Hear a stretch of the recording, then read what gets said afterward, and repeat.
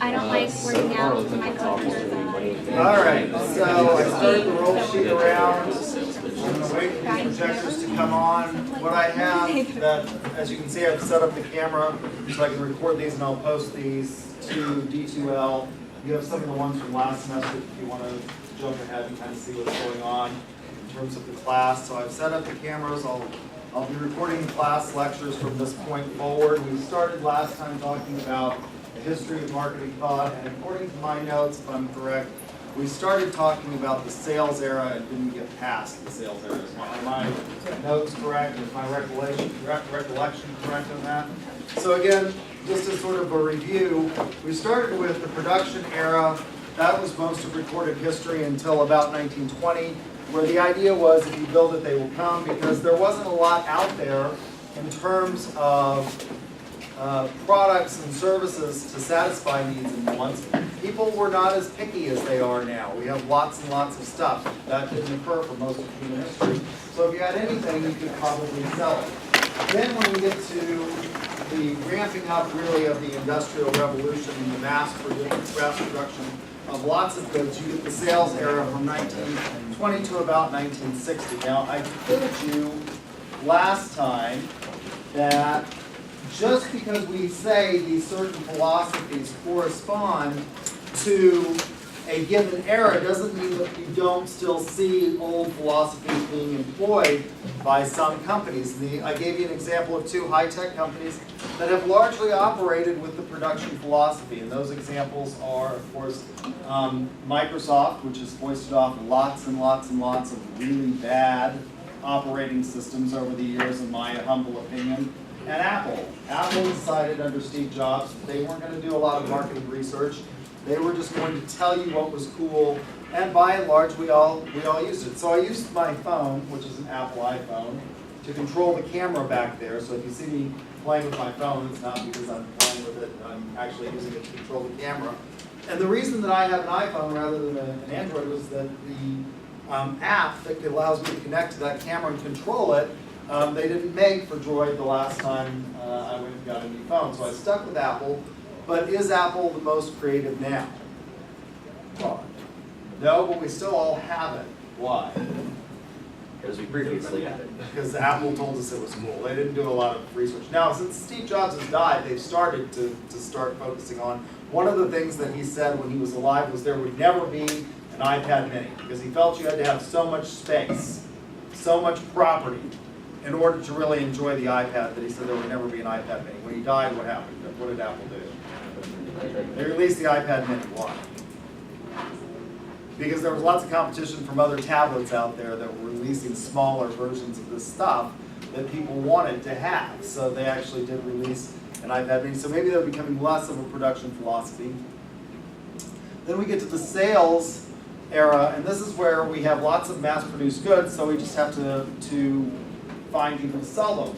And I told you that this is the era in which we really have a lot of bad impressions about salesmen come from the 1920s to about 1960, because this is what we might call transactional model of sales, or the ADA model, which stands for awareness, interest, desire, and action.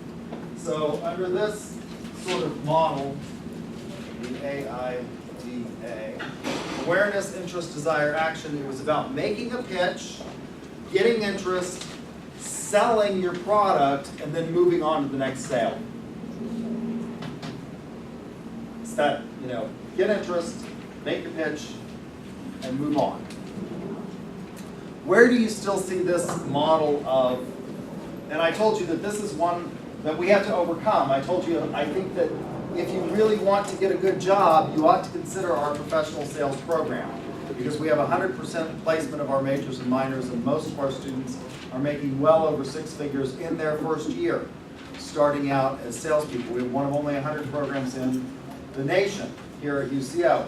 Another benefit of getting a sales major or a sales minor is that it allows you to compete on our competitive sales team. So this fall, in November, I will take our team, and this is an opportunity for you to get to travel, and UCO pays for it. So I will take our competitive team to the International Collegiate Sales Competition in Orlando in November this fall. We take 2 students every year. We're going to take 4 students this year because we're doing the case competition as well. The school pays for all of your travel, your lodging, the registration for that conference, and they give you a per diem of, I think, $68 per day to eat on. So it's a pretty good opportunity if you are interested in doing that, and it's a lot of fun. So the competitions that we go to are the International Collegiate Sales Competition, the National Collegiate Sales Competition in Kennesaw, Georgia, at Kennesaw State.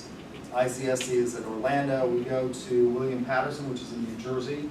So you get to take a cruise of, that's right across the harbor from New York City.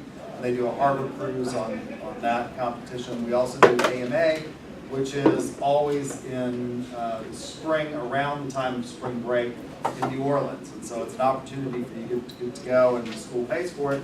And isn't that a big benefit? It is. It's really a lot of fun. You can talk to my students and they'll tell you what a great time they have at these competitions. And it's an opportunity to really network with people.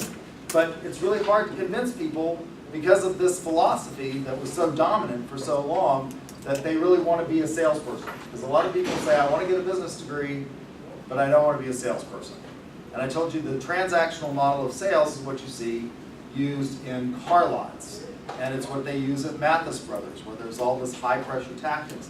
Where else do you see it? One of my favorite events is coming up this fall. I absolutely love it. What do you think that is? It happens in September. What? The what? I was going to say tax season also. Tax season is in the spring, right? April 15th is the, you said the state fair. I love the state fair. Because it's remarkable to me as a marketer, I go to the state fair and it's just incredible to me what people would rather have than their own money. There's all of these opportunities to buy stuff at the state fair in the buildings that they sell, and that's really transactional selling. You see these people with the microphones, the head, like the Madonna type, and they're making a pitch and selling stuff. And getting you to be interested, and then what happens in 2 weeks? Well, they go on to the next fair or the next event. And it's, about all of that. There are some things that are sold there that I just can't fathom buying at the state fair, because I'm sitting there thinking I want to be able to take this back if it breaks. Every year, they must be doing a booming business because they are in 2 buildings. They have these massage chairs that start at $5,000. And I can't imagine buying a $5,000 massage chair from somebody at the fair, because I want to be able to, like, when the whole thing blows up on you, be able to have somebody that's going to fix it. But they do, they sell this stuff. But it's transactional selling at its finest. Go to the fair this fall in September and walk around and watch what people, they're selling the Ginsu knives and those copper pots and things like that. It's all transactional. So that goes until about the 1960s, but we still see this model being used, like I said, at places like Mathis Brothers, at the state fair. What other companies sort of use the sales philosophy that you could think of? Cell phones, okay. Xerox, you think Xerox uses a sales philosophy? They have warranties. What? So they have stuff like warranties and stuff. Yeah, they have stuff that are like warranties. Most of their products are business to business, and so I'm not sure that they really employ the sales era philosophy. You see it at car dealerships, you see it at Mathis Brothers, you see it for lots of products that are just sort of non-durable consumer goods being used. Well, that brings us to the third era, and so I have my critical thinking challenge for you for today. I'll give you 15 minutes to get in your groups and come up with something and submit it to the Dropbox. And the critical thinking challenge is marketing an art or a science? Justify your example with your answers with 3 examples. So again, I want you to come up with one well-written paragraph in your groups with a thesis statement for your first sentence, 3 substantive examples of whether or not it's an art or science. And also, is everything on a college campus an art or a science? And think about what is the difference between an art and a science. What makes something an art or science. So I will give you 15 minutes. I'll shut off the recorder now. We will come back at 1 o'clock. It's 12:45 exactly. So just be back here by 1. What? You can answer the first one in your thesis statement. You don't have to read second. Just with regard to marketing articles. And there's a Dropbox that has been opened on E2L for you to submit your answers. Yes, sir. Just desire action.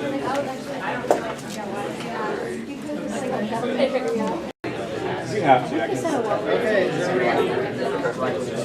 does everybody have their answers? Things to talk about? You know, community Marketing is So what I'll do is I'll just go down the list. Group 700. Oh, 100. I'm sorry. Did I put it in there wrong? It says 7. Maybe I put it in there. Okay, all right. 100. Group 100.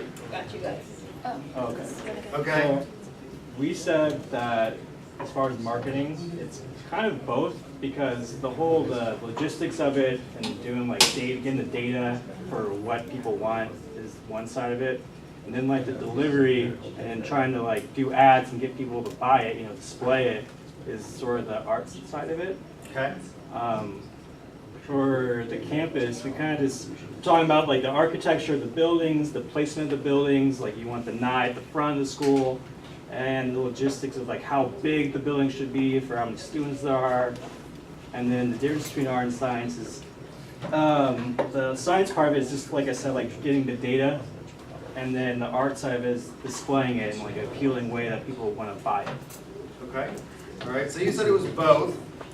And you think that almost everything is kind of a combination of either of both. Some of it may be a little bit more than one than the other, but you think that there's a combination of both. Okay. All right. The chameleons. What did you all say? Our group was really conflicted as to whether it was a science or art, but we kind of went with science writing our paragraph. We compared it to the scientific method, kind of. Okay, like, that's a good place to start. Yeah, like making a hypothesis, doing your experiment, seeing the results. It's not like you like going back and doing it over again. We kind of compared it to that. As of everything is an art or science on the college campus, we said science. You think that most things are science on a college campus? Yeah. What was our I mean, like we really went back and forth with like art. We knew we could have picked both. We would have definitely picked both. Yeah. Okay. So you think it's more science? Yeah. Okay. Like we talked about architecture, like the buildings, like it's an art the way they look, but like there's a science to like make the buildings. If that makes sense. All right. So. Yeah, it's a critical thinking challenge. So you can go beyond the question. That's always good. To go beyond the question. All right. So what's the difference between art and science? What'd you guys say?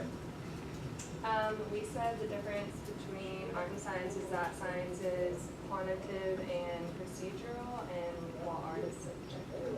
Art is subjective. Okay, that's a good answer. I think that's what a lot of people would say, is that art is a very subjective, sort of what makes something a great painting. It's very, very subjective. Okay. The determinators. All right, who's gonna? We chose the science. Okay, you're gonna have to speak up because the camera's over there, so project. We chose the science because of all the research and data that goes into trying to figure out who you're going to market to or what you're going to market through them. And then we said in marketing you must observe and research the audience you will be marketing to. And there is independent and dependent variables in everything that you're going to be marketing. And then in the second question, we said everything is a science until it's mastered and then it becomes an art. Okay. So pretty much all the majors here are science, and then once you get towards the end of it, it's more of an art. Okay.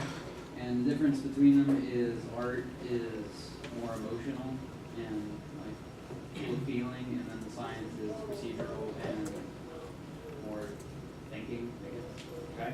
All right. So it's more about it's more about logic, I guess is what you're saying, than it is about whether or not you react to something with an emotion.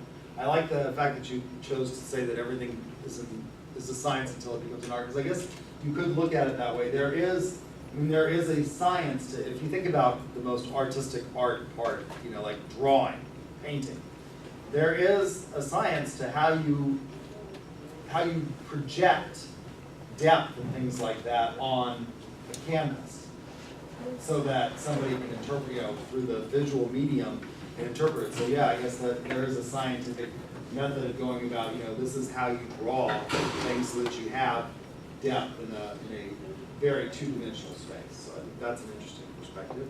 All right, very good. Sales and marketing integrated thought hub. We went with that it's both, because we answered the third question kind of first. Okay. By defining both art and science. That's a good way to do it. Yeah, if you define them both, then, you know, all aspects of marketing are gonna have some of both. You're gonna have the science of it by looking at the trends, the data, knowing, you know, statistics of it all, and then you have the art by actually defining, or like by actually having a marketing plan. Like you have your graphic designers, you have, it's like in the literal sense of art, you have the people who have to create the marketing strategy, create the image that you give to the customers. And that's by definition art. Okay. And then as everything on college campus, we kind of went with both as well, kind of looking at the building itself as college. Without art, you have plain buildings. Without science, you have crumbling buildings. And then as far as the classes go, again, you have both, but they're actually usually clearly defined between art and science. Okay. All right. I like the fact that you switched the orders, because if you do think about the third question first, you can come to some logical conclusions about the other two. So maybe I should switch the order. That's an interesting way of doing it. I think that's probably a good perspective. Strategic diversity. We also kind of went back and forth on whether marketing is an art or a science, but ultimately we believe it's an art based on the example you gave us of people going to the state fair and buying anything. It seems that presentation and speech and how you present whatever it is you're buying is far more important sometimes, or that's just what people usually see. Now, everything, as far as everything on campus goes, if it's a science or an art, based on marketing, we agreed that it was an art, because, I mean, people don't really want to go to college to spend tons of money, but it seems that on campus we have people saying, oh, come create an experience, you know, and then they tell you about all the things good things that'll happen when you come to campus and going to college and all those things. So I really feel like it's an art in a sense, and we also believe that the difference between arts and science is arts are objective and science are subjective. Science is subjective. Never heard that one. Or maybe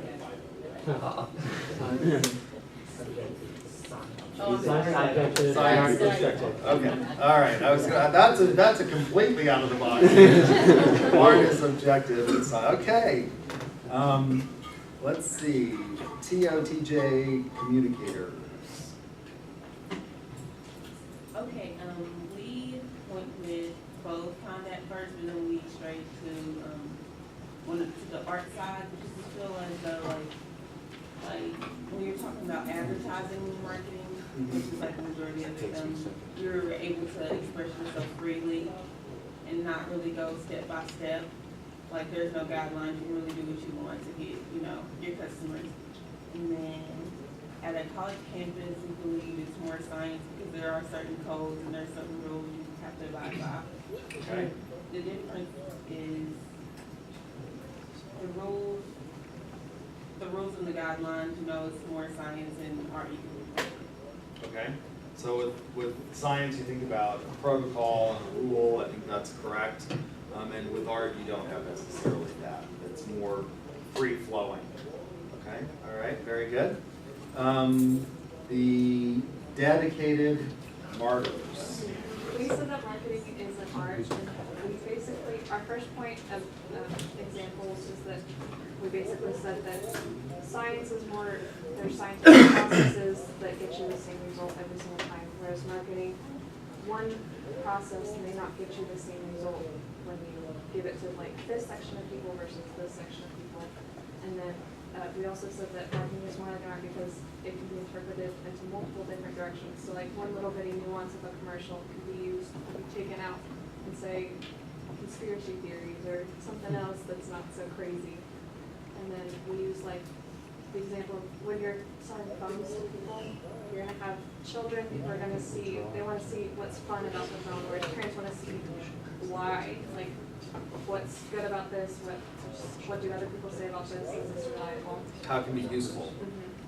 And then whether or not things are an art or a science on a college campus. We said, yes, everything on a college campus is either an art or a science, but most of them are a combination of both, whereas some just lean more toward one side or the other. Okay, so where you think marketing falls more on the art on side. the art side. Okay. So, and then as the definition, we use Merriam-Webster's, and we said that art is an expression of human creative skill and imagination, and it's usually used to influence people, whereas science is the systematic study of structure and behavior of the physical and natural world. Okay, all right. So I like that you actually went to a dictionary to get the definition. That's unusual. Okay, your example about conspiracy theories. How did you come up with that? Just the randomness. Oh, okay. Brutal honesty there. I like that as well. Good deal. All right. The elastic giraffes.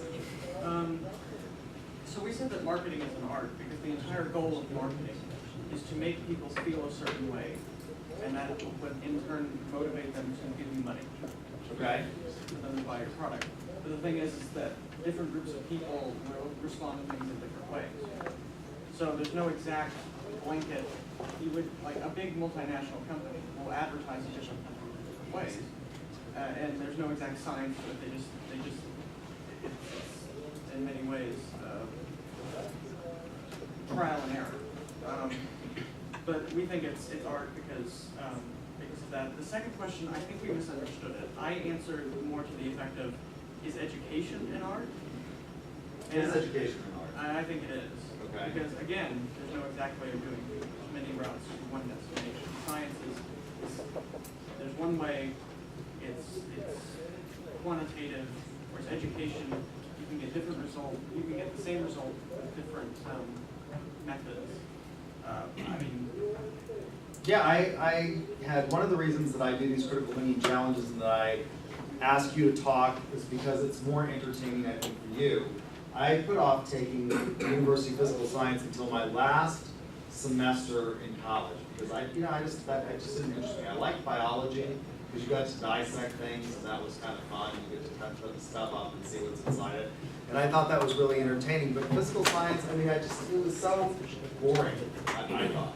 I don't really care about the train leaves Chicago or one leaves Kansas City and they collide and, someplace in Missouri. How far does well, who cares? Like everybody's dead, right? Like, I don't want to know how far the wreckage goes. And I remember the professor that I had for that class. I mean, he would start writing on the board and fill up the entire board through the entire class, and then he'd grab the sleeve of his coat and erase and then start all over. And at the end of that class, he turned around and he would beam at us like he had done something. It was like he was having this little math party at the board and he didn't invite anybody to that math party. And so, I thought maybe he did something there and he was certainly proud of it, but he didn't communicate it to us. And so, yeah, I think there is an art to teaching. And so that is definitely part of it. I think it's whether or not you can relate to people and get the information across. The information may be highly scientific, but how you communicate that in such a way that they can understand it is very much, I think, an art. So, I don't know how I passed that class with an A, because I didn't understand any of it. I didn't understand. So, okay. And your answer to number 3? I kind of answered it there. Okay. Pretty much the same. All right. Very good. The finish line. All right, we as a group agreed that marketing was predominantly a science because it's more focused. I mean, there's an advent of art, but fundamentally the numbers speak louder in terms of sales and stuff. You know, that's what's going to get you your revenue. That's what's going to get you, you know, a home, a place to stay, et cetera, et cetera. And in terms of the second question, we actually did the contrary. Is that college is art. Predominantly because it's focused on people's, you know, feelings towards their own career. I mean, while you may be going into science, is like the way you go about it, the way that you choose to pursue that is artistic in its own fashion. It's because it's based on your desire, how you as a person see yourself. Kind of like threw that out there, I guess. And then third one, the difference between art and science is that art is more of a personal, more of a subjective thing.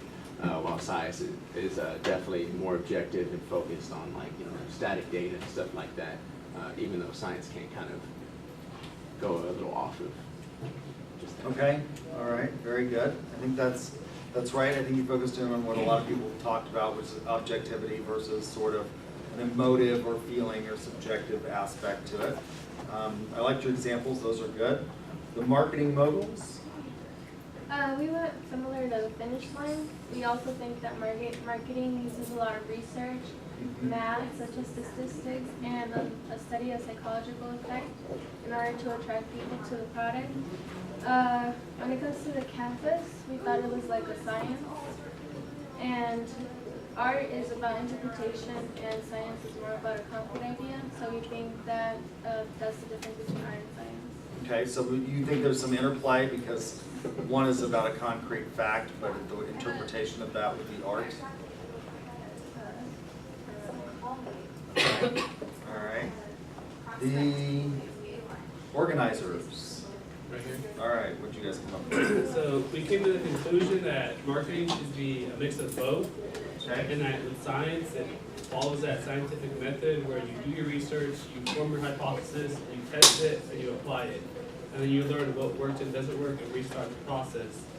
And then, like another group said, once it becomes an art, each person, each company puts their own spin to it.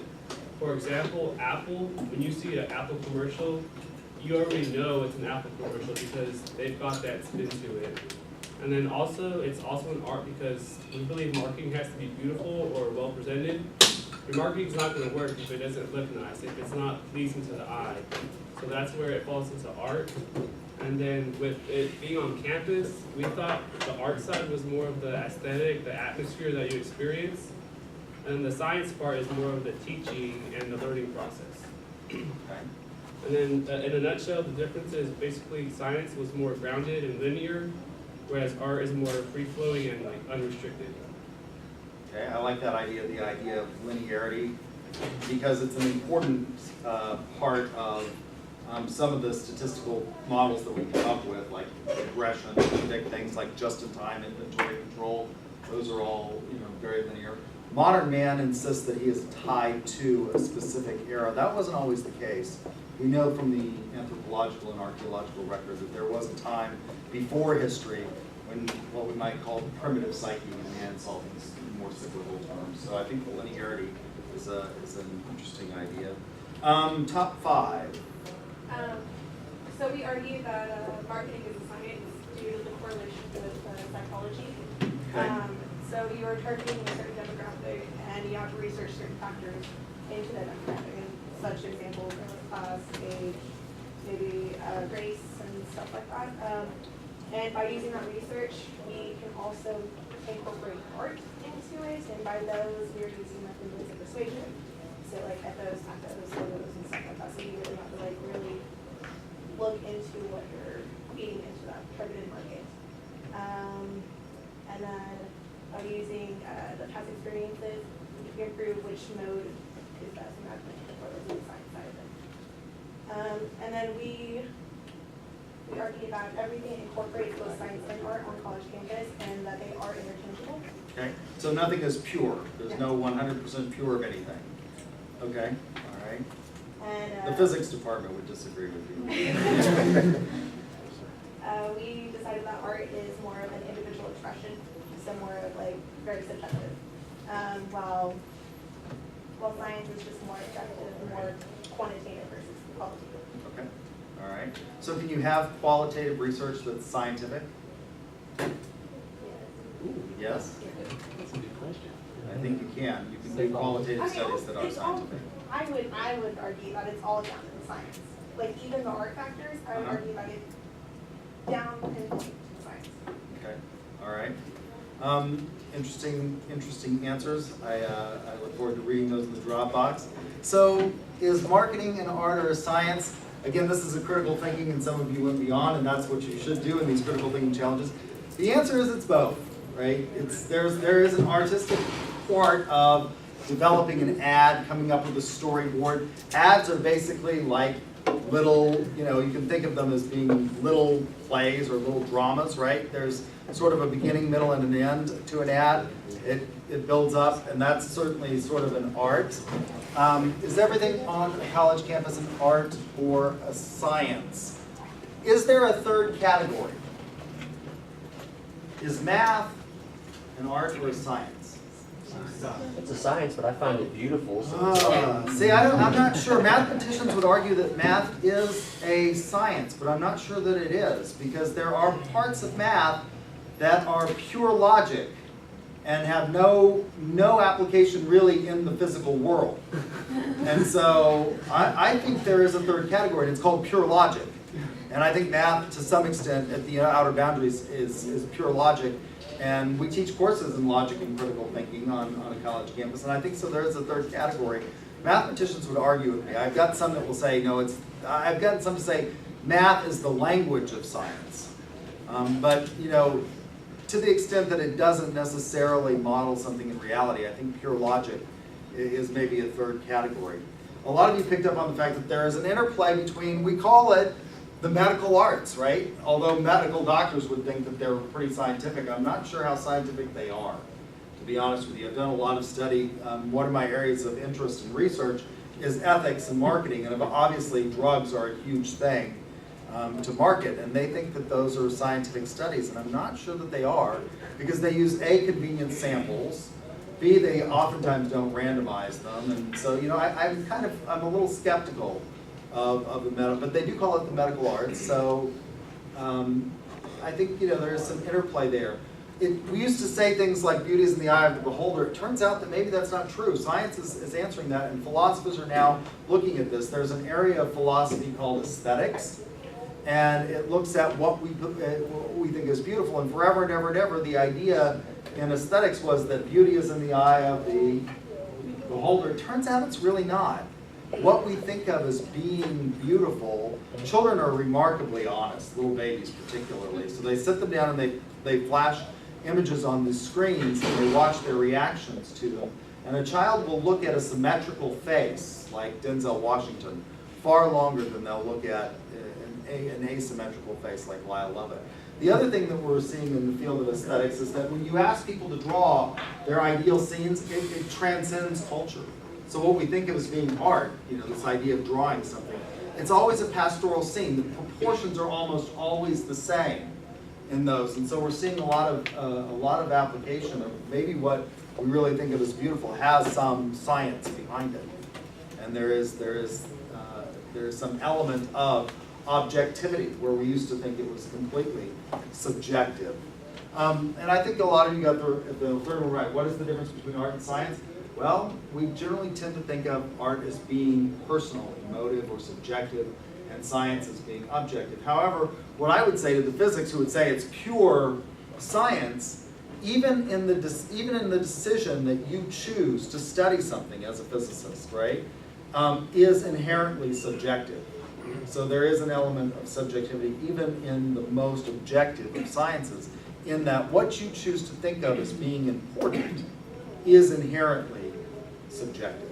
And so I think that's an important thing to remember, that there is this interplay between, a lot of interplay between the two. So good answers. I look forward to reading those. I did post your grades. You should check those on the other one, so you can see what the comments I made and things like that. So check your grades frequently.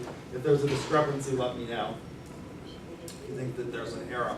So we get the science part of marketing beginning in the 1960s, and this is what we call the marketing era. And it's the idea that we really can study the consumer from a scientific perspective.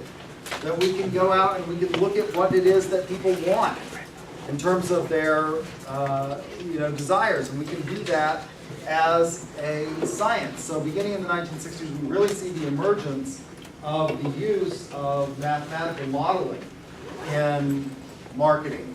And so we get this idea that we can study the consumer. After the 1990s until the present, now there are lots of companies that simply focus on doing marketing, that are not necessarily relationship. After 1990 to present, what we get is we get this determination that it's no longer just about finding out what people want and then satisfying it from a perspective of science, but that there is something that we call customer lifetime value, CLV, customer lifetime value. And building relationships allows us, and what we focus on in our sales courses is not the ADA model. It's not necessarily building, getting awareness, interest, desire, and then action. It's actually about building long-term relationships. This is also called the era of value co-creation. So we're going to work with our clients to build value on both sides. Now, how do we do that? You can see this in what's something called mass customization. That's value co-creation. So let's take a look at that.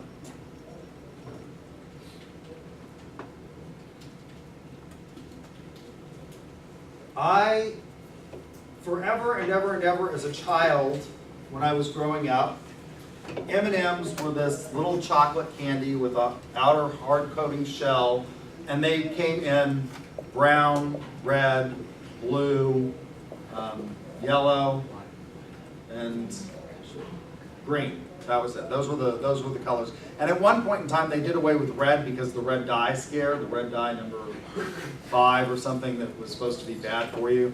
And what were M&Ms? What was their motto? Melts in your mouth, not in your hands, which, by the way, is completely a lie. Because if you sit there in Oklahoma on a hot summer day, say in August, the typical August that we have in Oklahoma where it's 80% humidity and 105 degrees, and you hold those suckers in your hand, they're going to melt in your hand. Trust me, they're going to come off in your hand. But that was their motto: melts in your mouth, not in your hands. And the way you bought M&Ms was pretty much the same. They were mass-produced consumer good. They came in a little cellophane package that was what? What color was the package? Brown. It was brown forever and ever and ever. This little package that was brown. Then when they decided that they would add peanuts to it, come out with peanut M&Ms, what's that package? Yellow.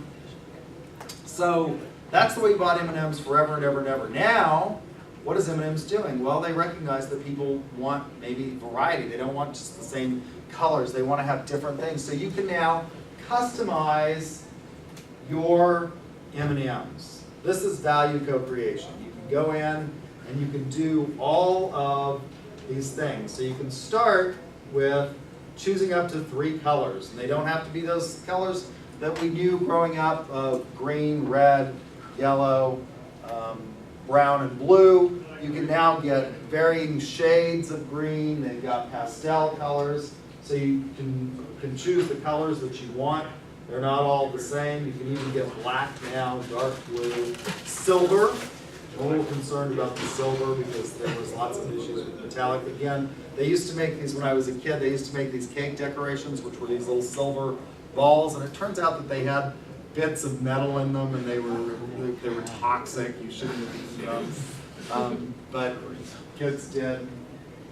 You can now add your creepy image to the thing. People are getting married, and they take these couples photographs and put them on their M&M.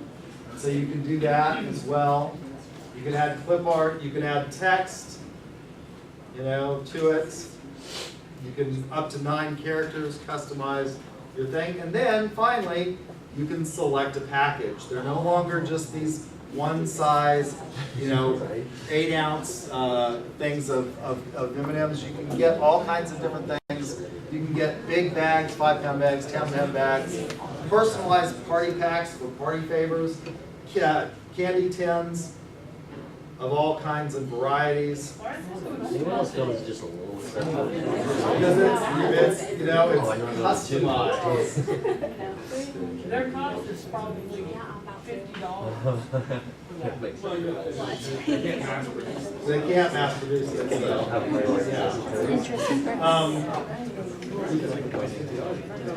can get heart-shaped tins. Some of them are as cheap as $50, starting at $49. The collectible Christmas stuff. You can get a bubble gum dispenser, M&Ms. That's also graduation gift boxes, party favors, personalized glass jars. So this is mass customization or value co-creation, where we're not just studying the consumer anymore, we're actually making the consumer what? Part of the team, part of the process. Who was one of the first companies to do this? Dell. It was Build-A-Bear. Dell was actually one of the first. Yes, I guess Build-A-Bear is mass customization. So you go, how many of you have gone to the Build-A-Bear workshop? Yeah. It's crazy to me. But people want to do, is it fun? Really? I just can't imagine. The kids seem to love doing this. Dell was one of the first to really mass customize a big product line. So in the past, how did you buy a Dell? Well, you either got online or you called, and they did what? Well, they customized how much memory you wanted, what kinds of packages in terms of software did you want on it, the monitor, all of that, and then they shipped it to you. So it was an example of mass customization and value creation. Again, there are lots of companies that don't do this. They simply rely on a marketing philosophy or a sales philosophy or a production philosophy. But more and more, we're seeing companies move to this, where there's a recognition that you can be completely unique in your offerings, because we're not going to settle for just having a car in black or just having our M&Ms in these cellophane containers. We want more diversity. So, since marketing is at least partly a science, what is the first step in developing a science? What do we have to do when we decide that we can make something into a science? What's the first step in that process?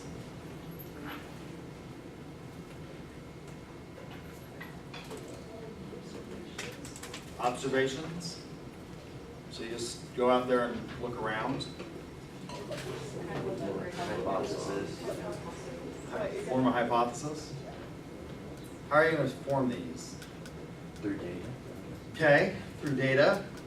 I think the first thing that you have to do when you decide something is a science is you're going to have to define. So if we say marketing is a science, physics is a science, are they the same? No, they're not. So we're going to have to define what is the domain of the science. That's the first step. We're going to have to decide what is it that makes marketing different than, say, psychology. Is psychology a science? I think psychology is witchcraft. Lay on the couch. Tell me what you think, and I'll analyze your dreams.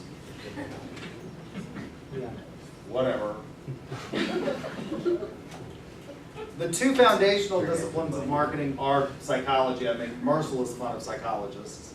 And economics. I make merciless fun of economists as well. If you want, sort of a really worthless degree that only renames stuff that we all understand intuitively with fancy terms, get a degree in economics.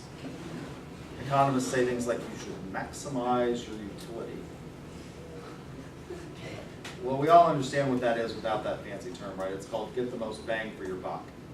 Didn't need a fancy term to that's all I do.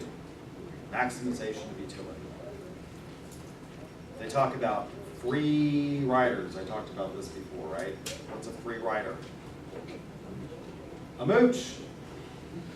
Don't need a fancy term to say mooch, do we? So psychology, ooh, tell me about your dreams. Did mommy spank you when you were a kid? I bet that, you know, oh, post-traumatic stress disorder, right there. Yeah, okay. So what is it that makes marketing different than those other pseudosciences, psychology or economics? Economists think that they're science, like, they're not very good at predicting anything. I mean, they're really good at explaining stuff after it happens, but they're not terribly good at predicting. Like political science, they're pretty good at predicting. Well, not the last, although they did predict the popular vote by exactly the percentage. Some of the models, the Abramowitz model predicted exactly. What it doesn't take into account is what? I mean, they predicted that Hillary Clinton would trounce Donald Trump in the popular vote, and they predicted that. Didn't take into account what? The Electoral College, right? Which gives some regions in some states an unfair advantage. You only have to win 10 states to win the electoral. So Hillary Clinton, the models predicted that she would win the popular vote, and she did in fact win the popular vote by what? 3 million votes. By 3 million votes is what she won it by. They actually did predict that. So what makes it, you know, economists are not, they're good at explaining things after it happens. That's not science, that's history. Right? Like after the crash happens, oh, well, weren't terribly good at predicting the crash coming, but they can tell us what happens afterwards. So what is marketing as opposed to economics or psychology or physics or biology? Biology is the study of what? Yeah, living stuff. Right? What's chemistry? Yeah. The study of chemicals and their reactions and interactions, right? So what is marketing? Well, the definitions of marketing have changed. The first definition was promulgated by the National Association of Marketing Teachers, the forerunner to the AMA in 1935.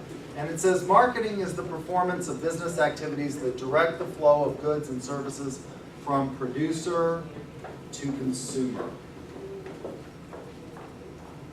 Now what's wrong with that definition? It's only one way. It's what? It's only one way. It's only one, yeah, it's one